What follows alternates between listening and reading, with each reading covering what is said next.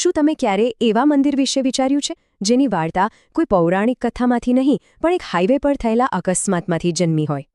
રાજસ્થાનના રણની વચ્ચે એક ધમધમતા હાઈવે પર એક એવી જગ્યા છે જ્યાંથી પસાર થતો દરેક મુસાફર એકવાર તો રોકાય જ છે. હા, તમે બરાબર સાંભળ્યું. અહીં કોઈ મૂર્તિ નથી, કોઈ ફોટો નથી. અહીં પૂજા થાય છે એક 350 સીસી રોયલ એનફિલ્ડ બુલેટની.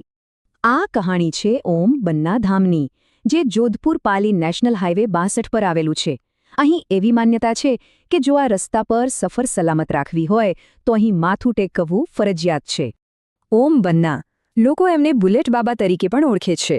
આ એક એવું અનોખું પવિત્ર સ્થળ છે જે એક રોયલ એનફિલ્ડ બુલેટ અને તેના મૃતક સવારને સમર્પિત છે. એવું કહેવાય છે કે એમનો આત્મા આજે પણ આ હાઈવે પર મુસાફરોની રક્ષા કરે છે. પણ સૌથી મોટો સવાલ તો એ જ છે કે એક નિર્જીવ મશીન, એક મોટરસાયકલ, ભગવાન કેવી રીતે બની ગઈ? એની પૂજા કેમ થાય છે? આનો જવાબ એક એવી રહસ્યમય ઘટનામાં છુપાયેલો છે જે તર્ક અને વિજ્ઞાનથી ક્યાંય પરે છે. તો ચાલો આ રહસ્યના મૂળમાં જઈએ. આ વાર્તા છે ઓમ સિંહ રાઠોડની, પાલી જિલ્લાના ચોટીલા ગામનો એક યુવાન, જેને પોતાની બુલેટ પોતાના જીવથી પણ વધારે પ્યારી હતી. 5 મે 1988ની એ રાત ઓમસિંહ રાઠોડ પોતાની બુલેટ પર બંગડી ગામથી ચોટીલા પાછા ફરી રહ્યા હતા. અચાનક જ બાઇક પરથી એમનો કંટ્રોલ છૂટી ગયો અને બાઇક સીધી એક ઝાડ સાથે અથડાઈ. ટક્કર એટલી જોરદાર હતી કે ઓમસિંહનું ત્યાં જ મૃત્યુ થઈ ગયું. એક યુવાનનું દુઃખદ મૃત્યુ. સામાન્ય રીતે અહીંયા કોઈ પણ વાર્તા પૂરી થઈ જાય, પણ અહીં અસલી રહસ્યમય કહાણી તો હવે શરૂ થવાની હતી. બીજા દિવસે સવારે પોલીસ ઘટના સ્થળે પહોંચી.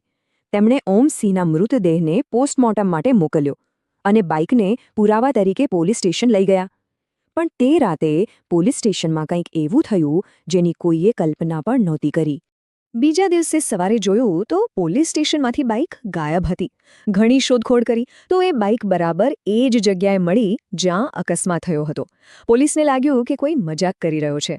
તેઓ ફરીથી બાઇકને સ્ટેશન લઈ આવ્યા.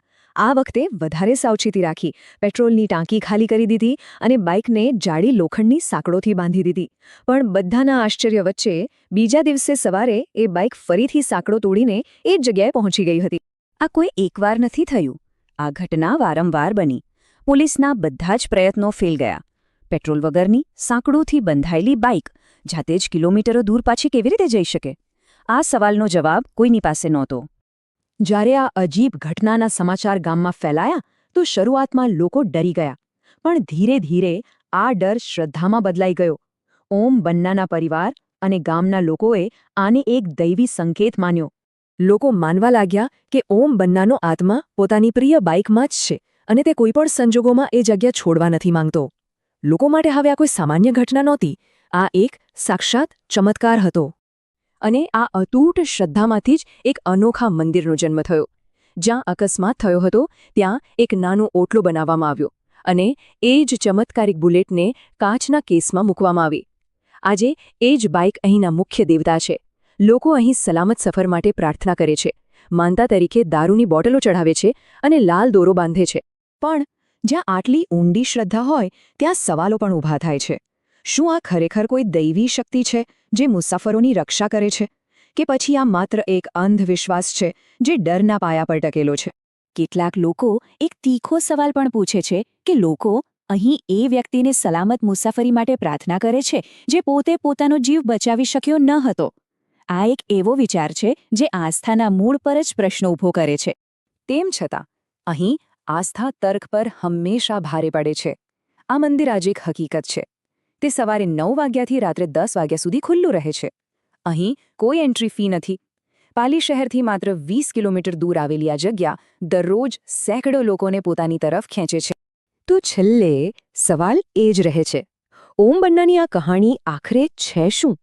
કોઈ દૈવી ચમત્કાર, લોકોની શ્રદ્ધાની તાકાત, કે પછી અકસ્માતના ડર પર બનેલો એક એવો અતૂટ વિશ્વાસ જે લોકોને અહીં રોકાવા માટે મજબૂર કરે છે?